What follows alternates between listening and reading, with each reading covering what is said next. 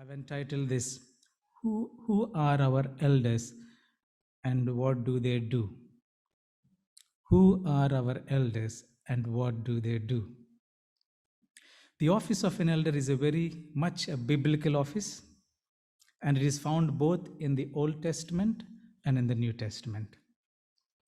Acts chapter 14, verse 23.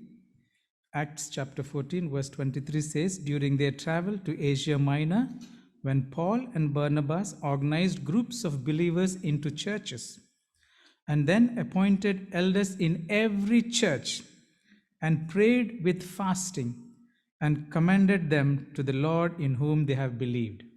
This says, what was the work of Paul and Barnabas? For them, for their work was to go from place to place, preach the gospel, establish the church, and move on. But as they established the church, the first thing they did was to appoint elders in every church and prayed for them, and then commanded them to the Lord and said, Now you take care of this work. That's what it says. When it comes to the Old Testament, turn with me to Numbers chapter 11. Numbers chapter 11, verses 16 and 17. Look at when Moses was struggling so much, trying to cater to the needs of all those millions of people. Look at what the Lord said. Numbers 11, 16 and 17. So the Lord said to Moses, Gather to me 70 men of the elders of Israel, whom you know to be the elders of the people, and officers over them. Bring them to the tabernacle of meeting, that they may stand there with you. Then I will come down and talk with you there. I will take off the spirit that is upon you, and will put the same upon them, and they shall bear the burden of the people with you, that you may not bear it yourself alone. I hope you're listening. Here, the Lord said to Moses, You're doing too much. Call 70 people, the elders of the congregation. Bring them to the tent of the tabernacle. What will he said he will do? I will take some of the spirit from you and put the same spirit on them. In other words, the same kind of blessing I would give to them, so that they can also share your burden with that. And verse 24 and 25. So Moses went out and told the people the words of the Lord, and he gathered the 70 men of the elders of the people and placed them around the tabernacle. Then the Lord came down in a cloud and spoke to him, and took up the spirit that was upon him and placed the same upon the 70 elders. And it happened, when the spirit rested upon them, that they prophesied, although they never did it so again. So who elected these 70 elders? It was Moses. Who called the 70 elders? It was God. I want you to get this. Elder Steve and Elder Shirley, you're called by God. Eldership is a calling, but you're elected by the congregation. What does it say? Then he called all the people. Then he decided who the 70 are. That work God didn't do. He gave Moses to do it. But the calling came from God. Election came from the church. So you both have been called by God to the office of elder, but then you have been chosen, elected by the local church, New Life Seventh-day Adventist Church, to do the work of the God. I want you to know in the very beginning, eldership is not a position. It is a responsibility.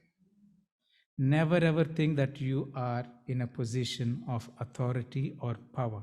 This is purely the responsibility that God has placed upon your shoulders. The day you think it is my position, I would advise quit eldership. In the New Testament, eldership is very much alive. Elders become a common word in the scriptures, especially in the New Testament. Now, there are three ways the elder was addressed in the New Testament. First one is, it's an elder where the Greek word used was presbyteros, where it emphasizes the man in character, in his heart, in his life. An elder is someone who is an older or elder person who is not young, and some experience, has some spiritual maturity and knowledge and growth. That's basically what elder means. The Bible also uses another word, bishop. Bishop is another word used in the Bible. It also comes from a Greek word, episkopos, which means is a guardian or someone who guards over people or congregation. Now, the third word used in this line is pastor, piemon, which means a shepherd or an under shepherd. Do you know something? In the New Testament church, there was no pastor. There was no pastor. Does the Bible say anything about pastors? Yes. Turn with me to Ephesians chapter 4, verse 8. Ephesians chapter 4.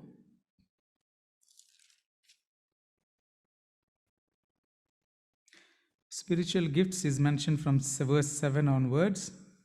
Look at verse 8. Therefore, he says, verse 7, but each one of us grace was given according to the measure of Christ's gift. And then these are gifts. Look at verse 11. He himself gave some to be apostles, some prophets, some evangelists, and some pastors, and some teachers. Let me make it very clear. In the New Testament church, there was pastor mentioned, but what was it? It was a spiritual gift. There are only two offices in the early church, or two officers or office, that is an elder and a deacon. Pastor is not an officer. It was a ministry. It was a gift for God to people to do the evangelism. I wish we can get back to that old model where pastor does evangelism and the elders and the deacons take care of the church and its functioning. We would be much effective, but I don't know where the change came. But pastor is not the office in the early church. It was only a gift given to some members of the church to go and preach. But eldership is the office of the church. Now, 1 Peter chapter 5, verse 1-4. 1 Peter chapter 5. Look at what Peter says. 1 Peter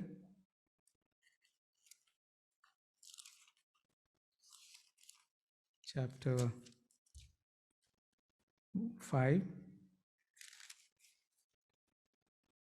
verse 1. The elders who are among you, I exhort. He's talking to the elders what they should do. But he says, what is this? I who am a fellow elder. Peter, an apostle, identified himself as one of the elders, which gives us how much he appreciates the work of an elder in a local church. He says, I'm here to exhort you elders, but I want you to know I am also a fellow elder like you. Being an apostle, he identified himself as the elder. Now, elders must have some qualifications. We all know that. The scriptures gives us this. Let's quickly, I would like to just share two things. What are the qualifications of an elder? What are the functions of an elder? That I want to make it clear today. What are the qualities of an elder? Eldership must have a character, not just any character, the character that God expects. That's what is important to be an elder. God is not looking mostly about your skills and talents, but your willingness to allow Him to use you for His work. What are the qualities of an elder? The first is in 1 Timothy chapter 3, verse 1-7. 1 Timothy chapter 3, verse 1-7, it says, this is a faithful saying. If a man desires the position of a bishop, he desires a good work. By the way, in the New Testament, elder is addressed as elder, overseer, which means a bishop, and even as a pastor. The work in the sense, pastor means to shepherd the flock. These three are together mentioned for elder as well. So here, Paul is saying to Timothy, this is a faithful saying. If a man desires the position of a bishop, that is an overseer, he desires a good work. So Sister Shirley and Brother Steve, you have desired a good work. Ellen White says this is the highest and the noblest calling that we can ever get, is to serve our master in whatever capacity we are called to do. But it says it's a good desire. A bishop must be blameless, husband of one wife, temperate, sober-minded, good behavior, hospitable, able to teach, not given to wine, not violent, not greedy for money, but gentle, not quarrelsome, not covetous, one who rules his own house well, having his children in submission with all reverence. For if a man does not know how to rule his own house, how will he take care of the church of God? Not a novice, lest be puffed up with pride, he fall into the same condemnation as the devil. Moreover, he must have a good testimony among those who are outside, lest he fall into reproach and the snares of the devil. The second qualifications are mentioned in Titus chapter 1, verse 5 to 9, where we read it for our scripture reading. For this reason I left to Crete, that you should set in order the things that are lacking and appoint elders in every city as I commanded you. If a man is blameless, the husband of one wife, having faithful children, not accused of dissipation or insubordination, for a bishop must be blameless as a steward of God, not self-willed, not quick-tempered, not given to wine, nor violent, nor greedy for money, but hospitable, a lover of what is good, sober-minded, just, holy, self-controlled, holding fast the faithful word as he has been taught, that he may be able by sound doctrine both to exhort and convict those who contradict. As I was going through the list, I'm wondering, is anybody qualified? Have you thought? That shows what God is expecting the leadership of the church to be. God is not asking us to be sinless beings, but we can't. By birth, we are sinners. But God expects us to have these qualities, because more than what we preach or teach, it's how we live that tells the people what kind of people we are. So let me quickly go through this. So from these two descriptions passages, I have come across 22 qualifications. I don't think any other job description fits in all these things, but let me quickly go through. First one, it says blameless. You must be blameless. Blamelessness is not sinlessness. Blameless doesn't mean that you will be a sinless person. There's no one who can be sinless. It means you are above reproach, above criticism. In other words, you don't give space for the devil to accuse you of anything that you do. Make sure you conduct yourself in such a way that they will not find fault with you. Criticism comes. If there's one person that experiences criticism 24/7, I believe it's me as a pastor. But I must be able to behave in such a way that I will be above criticism, because I'm accountable to God and we are accountable to God how we live. So blameless, make sure that you are above reproach. Don't let the devil and anybody point a finger at you. Look who he is, look who she is. The second, it says husband of one wife. Well, Steve, I have no advice on this to you, unless he's got any secret wife or you know anything like that. You're not sure? Huh? Sorry? I might know better than you. Steve, something is wrong here. So, well, this is a wonderful couple. Husband of one wife. What do we say about Sister Shell? Does she fit into eldership then? What? Wife of one husband. I want us to know definitely the word used in Greek here is masculine. But whenever you interpret scriptures, you must interpret the principle of the meaning of the scriptures. We know the 10 commandments. One of the commandments says, thou shalt not covet thy neighbor's wife. Is that for men alone? What does the principle of that commandment say? It says the opposite for the woman as well. So it's the principle of the message that is more important than the gender thing that they. Moreover, in the Bible, most of the language is male. And when Bible says man, it is actually human beings. So many people who oppose women's ordination or women's eldership, they pick up this text. Husband, Bible clearly says it's the husband of one wife. It's not the wife of one husband. But then they must also get rid of the 10 commandments, because 10 commandments say, thou shalt not covet thy neighbor's wife. That means man should not, but woman can covet their neighbor's husband. Is that what it means? No, it's the principle of the message that God wants us to be clear. Elder must be having a proper married life. That's the most important thing. In other words, your spouse should be one. So, well, I only see one sitting next to her, so she fits into this one. The next, it says temperate. You must have temperance. Adventists, at one point of time, we were the most pioneers trumpeting temperance message, isn't it? Now, I know the problem. I had to stop meat eating in this church. We have no control over what we eat, what we do. But Adventists, especially Christians, are called to be temperate people. Whatever you do, even if it is good, it must be within a limit. Recently mangoes from India, this year only I discovered mangoes from the town I come from are actually you getting in London. And you don't get them anywhere in the world. I'm not exaggerating. You do not get them anywhere in the world. You don't know how many I ate. Recently I did a blood test. And my wife came with a long face to home saying, your blood results are not good. I said, what? What happened? Your HbA, what do you call it? HbA1c is high, she said. And I knew what the culprit was because I was eating mangoes almost every day. I'm very careful in spending money, but when it comes to mangoes, I don't know. We spend hundreds of pounds because after all these years, I'm eating the mangoes that I know come from my own place and the one that I like. That's not temperance. Just because you like doesn't mean you eat too much of it. Mangoes are good fruits, but doesn't mean you eat too much of anything. Whichever, how best and good it is, too much of anything is bad, isn't it? So as elders, as pastors included, we are called to be temperate people in all our behavior, in all our lifestyles. Just because it is acceptable doesn't mean you can take it plenty. It should be always within limits. Able to teach, you must be a person who is able to teach, and that I'm sure you have been going through the course, and Elder Steve does a good job.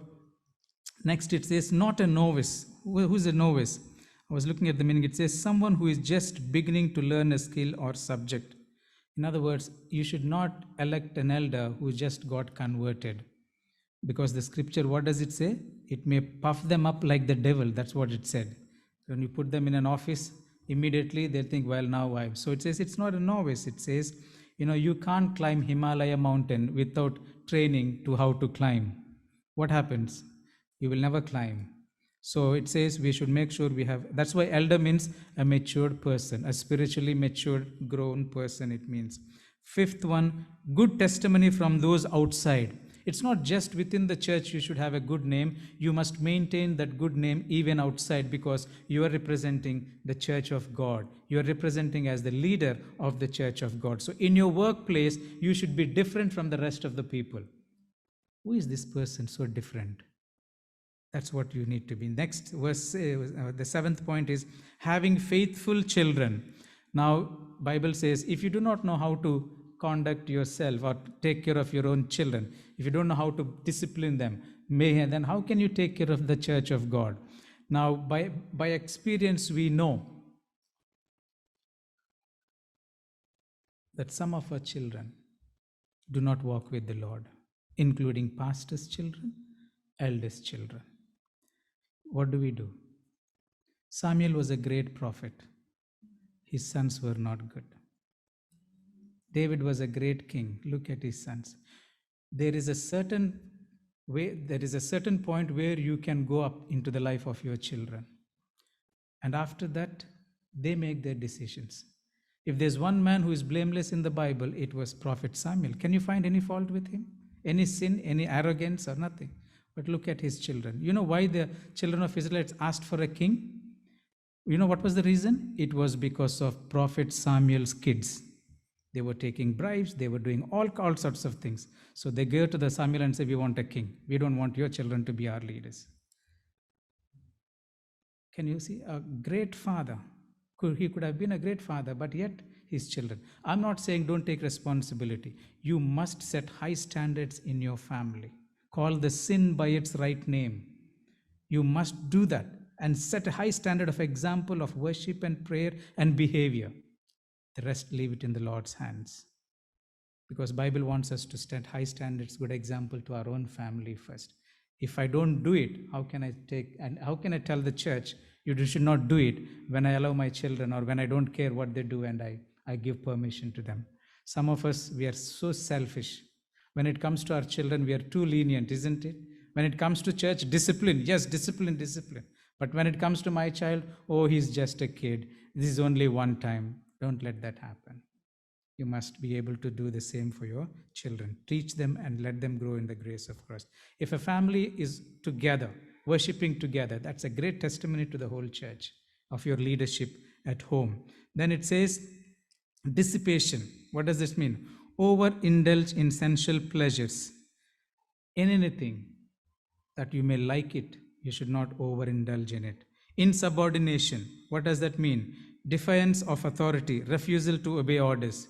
You may be the best skilled elder, best important elder, but if you do not take the orders of the church, you defy the orders, it is defying God's orders, because humility is also key to the leadership position. Steward of God, be responsible for what the Lord has entrusted into your hands. You're a manager, you're not an owner, you're a manager of God. If God gave you something, He expects it in return with a greater benefit, not just as it is. So make sure whatever is entrusted to you, you keep it and you manage it well. Not self-willed. What does that mean? Arrogant, obstinately doing what one wants despite the wishes of orders of others. Just because you're elder doesn't mean you have a right to do what you want. You must take the orders from the church, from the board, and from the eldership team. Even if you don't like it, you need to obey by it, because we believe in democracy in Adventist Church. If majority agreed, you don't agree, doesn't mean you say, I don't agree, so I don't come. You must participate. That's how the church works and functions. Not quick-tempered. That is clear, self-explanatory. Not given to wine. Do you drink? Used to. Water. He drinks water. Elder Joel said he is vegan. He looks like a teenager and he already has 4 kids and I don't know how many still on the way, but that's the no new prophecy. Yeah, well, that's an example of maintaining, not given to wine. Do you know something? We have in Adventist Church some pastors, some elders who still drink. Let's not pretend these things don't happen. It happens. I know some of them by their names. Don't give yourself to these things. If it was in the past, we praise God you're not there. Because when you drink, you don't have a proper clarity of mind. That is not what Bible says. You should not be, and you should not drink. Okay. Next, not violent. Should not be violent. Not greedy for money. Money is necessary. All that we do is for money, but that is not the priority. You must need money, but don't make priority money where you neglect God's work, God's principles, God's ethics, so that you can get some more money. Don't do that. I have to work on Sabbath so I can put food on my table. No, God comes first. Wherever there was a choice between money and God, put God first, because God knows how to supply all your needs. So that's why it says not greedy for money. Hospitable. You must be kind-hearted, willing to help. Elder Joel spoke about Steve working that extra mile to go and help. And even Sister Shirley, I know if I visit her at home, Pastor, I'm coming means she knows where she goes to find some Indian hotel, she gets me some Indian biryani and some samosas and all, trying to treat whoever comes with hospitable. That's, anybody you meet, it's not just the pastor, anybody you meet, let them see you're a person who is loving and kind and hospitable. Those are the highest expressions of our testimony of who we are as Christians, more than what I preach. Love for what is good. You must love that which is good, it says. The 18th one, be sober-minded. What does that mean? You must be a serious Christian. Don't take life for granted. That's what sober-minded means. You must be sensible and composed in your approach to anything in life. Next it says just. That means based on or behaving according to what is morally right and fair. Your behavior, your doing must be based on what is right and fair. Next one, holy. Holy means not sinlessness again. It means completely dedicated to God and His service. That's what His holiness is all about. Next is self-control, the ability to control oneself, in particularly one's emotions and desires, even in difficult times. Exercise that. Finally, hold fast, that is to continue to believe in what you are given. Do not turn either to the right or to the left. These are qualities necessary the Bible speaks about an elder. To the rest of the church, these are not just for the elders. We all need to have these qualities. If we are having these qualities, our testimony at our workplace, wherever we go, we will outshine from the rest of the group, because that's what we are called to be. So I'm not just talking to the elders. Now next comes the functions of the elder. What are the functions of the elder? Turn with me to Acts chapter 20, verse 28 to 31. Acts chapter 20, verse 28 to 31, where it says, "Therefore, take heed to yourselves and to all the flock among which the Holy Spirit has made you overseer, to shepherd the church of God which he purchased with his own blood. For I know this, that after my departure, savage wolves will come in among you, not sparing the flock.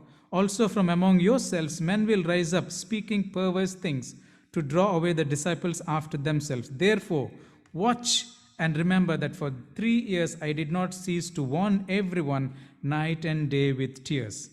Paul is mentioning here 3 things about what elders are supposed to do. Number 1, be on guard for yourself. In other words, before you can do something for others, you need to be on guard for yourself. Let not the devil tempt you to do anything that is against your calling. So be on guard, number 1. That's one of your responsibility. And the number 2 is what? Shepherd the church of God. That means take care of the flock that the Lord has entrusted to you into your care. What is the work of the shepherd? It is to feed the flock, to protect the flock from the enemies and the wild animals. Like Jesus said, the shepherd lays down his life for the sheep. We need to be going an extra mile to take care of the people that God has entrusted into our care. And Acts chapter 20, verse 27 says, "For I have not shunned to declare to you the whole counsel of God." Whenever you stand up to preach the gospel, preach the whole gospel. Today, the Christian church has adulterated the gospel message. Some of the most prosperous, fast-growing churches are prosperity gospels. All that they're interested is miracles, miracles, blessing, blessing, miracles. That's not the gospel in its entirety. We need to call the sin by its right name. Speak the truth as it is in God's word, whether people like it or not. You may become unpopular, but in the sight of God, you are a righteous person. Noah preached all those years a message of righteousness. Nobody got converted, and yet the Lord said to him, "You are a righteous man." Stay true to the teaching, not be swayed by how people react or to please people. That's not what we are called to be. Even in my messages, I don't get too many amens, and I know why the reason is. So that's what it means. 1 Peter chapter 5, 1-4 also gives some eldership responsibilities. "The elders who are among you I exhort, I whom a fellow elder and a witness of the suffering of Christ, and also partaker of the glory that was revealed, shepherd the flock of God which is among you, serving as overseers, not by compulsion." You must not serve by compulsion. Are you getting that? But by willingness. "Not for dishonest gain, but eagerly." No dishonest gain in your ministry, but with earnestness. "Not as being lords." That means not to boss over the people of God, but those who are entrusted to you, but be example to the flock. Lead by example. "When the chief shepherd appears, you will receive the crown of glory that does not fade away." 1 Peter 5, 1-4. I would like to summarize this in 5 points that actually Sister White gives to all the elders. 5 points. If you want, I will give these notes to you into your email. But listen to this. The authority of elders is purely based on scriptures, she says. Number 1, elders have authority as under shepherds. One of your responsibilities is what? You are an under shepherd. You are not a shepherd. Neither is pastor a shepherd. Our shepherd is Jesus Christ. We are all under shepherds. We serve under him. So never get this thought that you are the boss, you are the leader. Our boss, our leader is Jesus Christ. We serve under him. Let me say this, we won't work for God, we work with God. Get this, the difference. We won't work for God, we work with God. We only participate in the work that He is already doing in His church. We just avail ourselves to do that one. So she says, Ellen White cautioned elders to act wisely in feeding the flock of God. For its prosperity much depends upon the quality of the food that you feed. The prosperity of the church much depends on the quality of the food that you feed. Suppose you're a shepherd, a literal shepherd. If you feed a junk food to the sheep, what happens? They won't even get to the house. They're dead and gone. And on the other side, if you don't, in the church, even Paul's time, Peter's time, there were people who steal the sheep. In today's language, it's like we steal sheep from one church to other church. This is what we do. People are actually going from church to church. They feel they're getting better food there or whatever. If we feed solid food, good food that the Bible is teaching, those who are interested will stay. Those who don't like that good, solid food, let them make their own choice. But we are not to compromise on the gospel to preach in its entirety. Ellen White says, elders should never compromise. You must act wisely in feeding the flock the good food, because their prosperity depends on what kind of food you serve. In occupying the position of an under-shepherd, elders are to exercise a watchful diligence over the Lord's flock. This is not to be lauding, dictatorial vigilance. They are to encourage and strengthen. That's your responsibility. Elders have the authority and the responsibility to educate and train members so they will use their talents and spiritual gifts. Ellen White says, wrote that elders may plan wisely and educate the individual members of the church to act their part in trading with their Lord's talents. By a right use of their talent, they may increase their efficiency in the cause of God. The church may be visited only occasionally by a minister and yet be a growing church, for Jesus is our minister. During her time, pastors never stayed in churches. They only visit once in a while. It's the elders that took care of everything. I don't know, we reverse that one. Today, pastors have to do everything. And it's almost like jack of all trades, but master of none. That's how we sometimes feel. You expect me to do the whole lot, but I don't know which one I am qualified for. That's why elders, Ellen White says, your responsibility to train the church, to help the church to use its spiritual gifts so that they can be well equipped. The third one, elders have the authority to make sure all members are proper stewards, paying tithes and offerings and visiting them, those who fail in their obligation to support the church financially. She says, it is the neglect of these plainly revealed duties that bring darkness upon the church. Let the elders and officers of the church follow the direction of the sacred word and urge upon their members the necessity of faithfulness in the payment of pledges, tithes, and offerings. Now it seems as though we are after money, but that's not it is. I want you to know, when people are educated to give generously, you know what we are doing? We are invoking God's blessings upon them. Bible clearly tells us those who withhold tithe and offering, they don't receive blessings from God. What does Bible say? Malachi say, prove. And it is our responsibility to let the church know that if they're not paying tithe and offerings, it is not that they're doing something to the church, but it is that they are depriving themselves of the blessings of God by withholding what God expects them to give generously. So it is the responsibility of the elders to find out which church member is not being faithful, so that you can pray with them, encourage them, not to take money for church, but to invoke a blessing in their own lives, that it is by giving you receive more. The world teaches us by keeping you can have something, but the Bible teaches the opposite. Freely you give because you have freely received. It is in giving that you get more. So we have to teach the church to be faithful in all their things. The fourth one, it says elders have the authority and duty to deal with erring members. Elders must look after the weak and backsliding members to try to help them. Look at what Ellen White says in this. Sin should be rebuked. Whatever opposition and trial might come to the elder of the church because of his faithfulness, he should not swear for true principles. Impartiality in this matter is of the highest order. She says, sins should not, because of unsanctified preferences and sympathy, be lightly regarded in one man which would be condemned in another. this is happening in the church.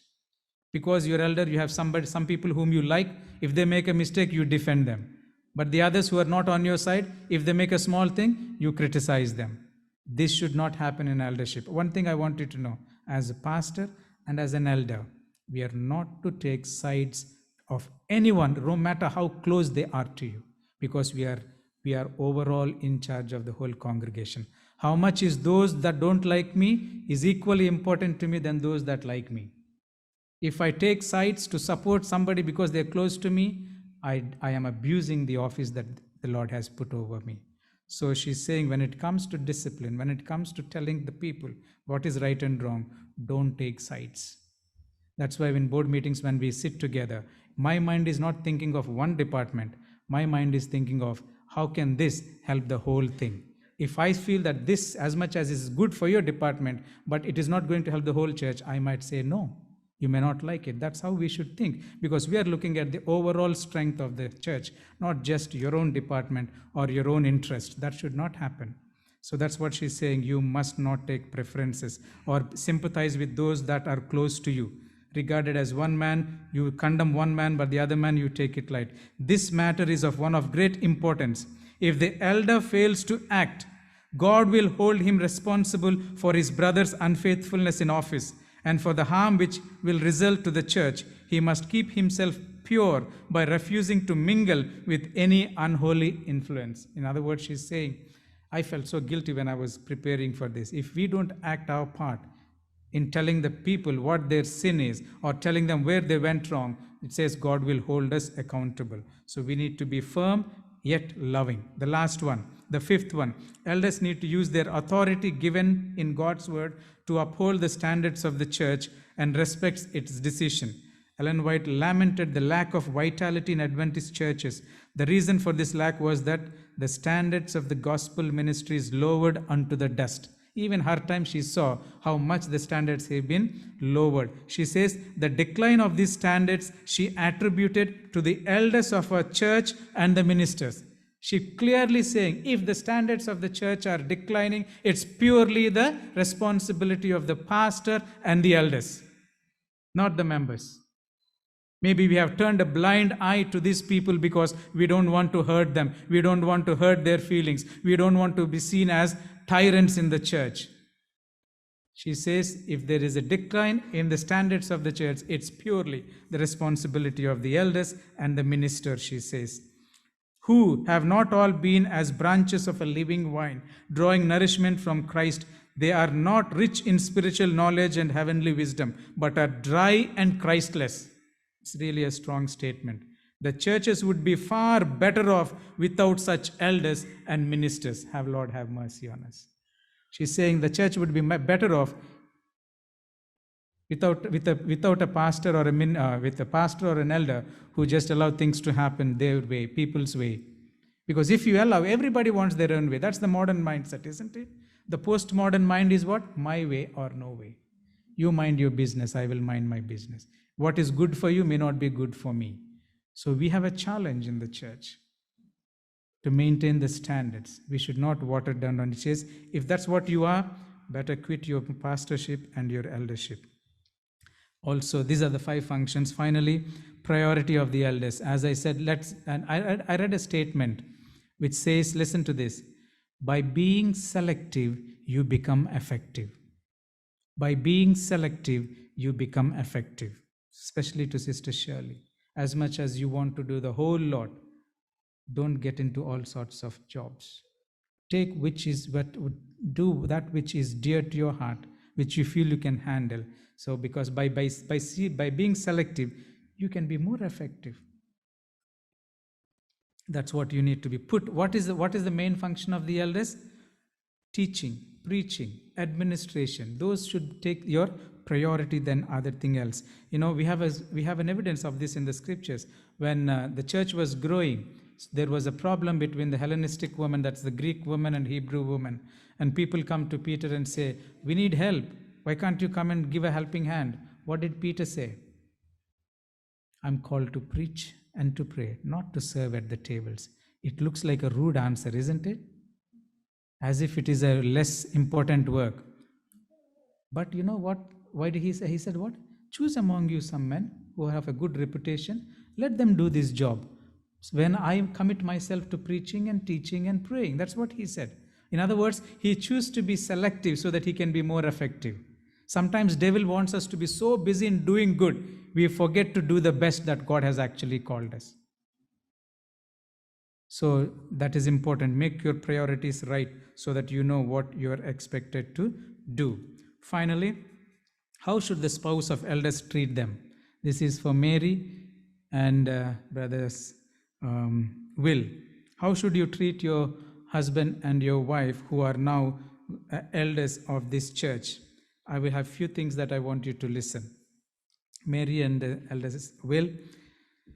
Without the support of the spouses, it is very difficult to be a leader in the church. I hope you recognize that, Elder Shirley and Elder Steve. So, which means I'm sure you have the support of your spouses. So, what do the spouses? You must recognize that your husband, your wife are ordained elders of God's holy church. That means that they have a sacred calling that you need to honor and recognize it and support them. Do not be a hindrance to their calling in any way. You know, so many pastors left ministry because of family issues. There is no support from the family. So many elders suffer because of that. I don't want that to happen in your families. Give your spouses the best support they need. Do not be a hindrance to them. Stand by them, pray for them, and share with their joys and sorrows. What about the church? What about the New Life Church? Turn with me to Hebrews chapter 13, verse 17. Hebrews 13, 17. It says, look at what the author of Hebrews is saying. Obey your leaders and submit to them. Hebrews 13, 17. Obey your leaders and submit to them, for they keep watch over your souls as those who will give an account. Let them do this with joy and not with grief, for this would be unprofitable for you. Dear church, we need to honor our leaders and show them the highest regard. It's not when pastor is leaving the church on a farewell day, you speak good about him. Or the elder when he is retiring from his eldership. They are appointed by God and we need to show them the respect. Paul says, obey your leaders and submit to them, because they keep watch over you. Do it with joy. We are always looking at faults with the pastor or the elder. Where did he go wrong? What did he say wrong? That's not what members should be. Obey them, respect them. Look at what Paul said in Timothy, 1 Timothy chapter 5, verse 17 to 22. Look at what he says. Let the elders who rule well be counted worthy of double honor. What is Paul saying to the churches? The elders that rule over you, they deserve a double honor from you. He's telling to the congregation. Especially those who labor in the word and doctrine, show them double honor. Verse 18 says, for the scripture says, you shall not muzzle an ox while it treads out the grain, and the laborer is worthy of his wages. Well, in our Adventist church, eldership is a voluntary job. But maybe those days they got paid. So he's saying, do not deprive them of their wages or what they deserve for what they do. You know, when I was pastoring, this was 13 years ago, we were hiring one Church of England building in one of my church. I met the pastor one day and he invited me to his home. So I went, he's a white Englishman. When I saw his house, I was thinking my whole house is like his lounge room, I was thinking. Then we were talking and then he told me his salary. I almost fell to the ground. And then he told me what all the benefits he gets and the work he does, not even 10% of what I do. And yet they're paid well, they're taken care well, they're given a home, they're given a this. I invited to my home to eat because he likes Indian food, he said. So he came and he saw, this is where you live, and we all exchanged. After he went, I almost thought, I wish I was a Church of England minister. But anyway, we are not here for money. But the point is, Paul is admonishing, take care of them well. Take care of them well. Do not deprive them of the privileges and the blessings that they need to. Laborer is worthy of his wages, he says. Number 19, verse 19. Do not receive an accusation. Please listen to this. Do not receive an accusation against an elder except from 2 or 3 witnesses. Church, please. We are so quick to pick on leaderships for the silly mistakes they may make. The Paul is advising, if suppose there is an accusation against an elder, church, do not believe it immediately. What does Paul say? Do not receive an accusation against an elder except from 2 or 3 witnesses. Make sure before you open your mouth that it is sure that it definitely happened and you have a witness at least of 2 or 3 people saying the same thing. Don't jump into conclusions because you are dealing with a man or a woman that is anointed by God. So you must be careful how you say what you say because you're dealing with the people that God has called them to take care of you. So verse 20, those who are sinning rebuke in the presence of all, that the rest also may fear. So if suppose you find something wrong, then they are eligible for discipline. Elders, do you know that even elders and pastors, the church has a right to discipline us? The church is the highest authority. If we are caught in doing something wrong, which is unbiblical, which is against the church principles, we are disciplined. What are the disciplines? I would lose my ordination, you would lose your ordination. And if the sin is so grievous, we will be disfellowshipped. And the way to come back is through the disciplinary process and then get back to church through rebaptism. And then if the church again feels you are qualified to lead them, then they'll ordain you again. So don't think that what's happening today is for the life and nobody can touch you. Neither me nor you have that. It's the church that has the authority even to discipline a pastor and a church. But before they do that, they should make sure that they have done their due diligence correctly rather than just blaming, the scripture says. So that's what the Lord is saying. Remember King David, church? I don't think anybody will act like Saul, what he did to King David. But what did King David say? I will not touch the Lord's anointed. Let the Lord deal with him. I'm not saying we say that, but have that regard for the Lord's anointed, because they're called by God as leaders of this local church. Show them that respect. Show them the highest regard. Paul says the double honor. They deserve a double honor. So may the Lord bless us as we understand these principles of what it means to be an elder of the church. Let me close with this. It is not a position. It is a responsibility. It is not a job. It is a calling.